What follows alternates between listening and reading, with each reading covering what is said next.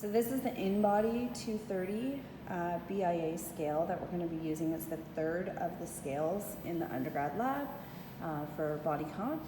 And so prior to using any BIA, you should follow the pretest guidelines. For example, no eating, drinking, or exercising for at least 2 hours prior, yet preferably 6 hours if you can. You should wear the same lightweight clothing, and you should complete tests and retests at the same time of day and month if possible under the same room conditions.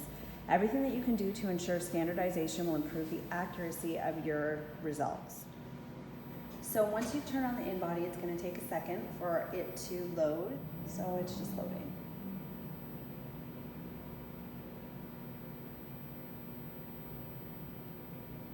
Once the screen is ready, it's going to look like this screen. And what you want to do again is just make sure that you've removed any heavy clothing or accessories. The first thing that you're going to do is you're going to stand on the Inbody frame, and when you do that, you want to make sure that your heels are fully covering the electrode surface. And at this point, it's going to display your weight. So it's going to allow you to program the data before you move on to the next portion. So first off, it's going to ask you for a user ID. We don't need a user ID here, so you can just press enter.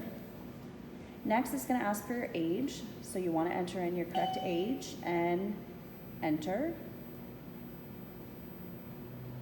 You're going to enter in your height, and it's asking basically in inches, and your gender and your weight obviously is already taken. It's going to show you what to do with your foot posture, and then you're going to hang on to the electrodes, and you just want to stay as still as possible while you're holding those hand electrodes. On the screen, it will show you how far your progress is as it's analyzing the data. So your job as the participant is just to stay as still as possible. If you're having a problem with the electrode surface, or if it's not conducting, you might have to wet the surface of your feet just a little bit so that they're damp, because again, it's a BIA scale, so it's measuring electrode conductance, and it's calculating based on the differences that we know between muscle and fat mass. So right now it's completed. What you want to make sure that you do not do is step off the machine. If you step off of the machine, then all of your data will be lost. So here we can see that the weight is 183 pounds.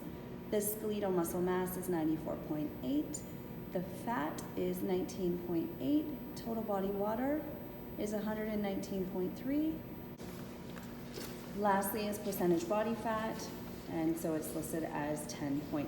So in case you're wondering the difference between fat and percentage body fat, fat is in terms of the pounds, and percentage body fat in terms of percentage. So once you've written all of this on your lab manual, you can replace the hand electrodes.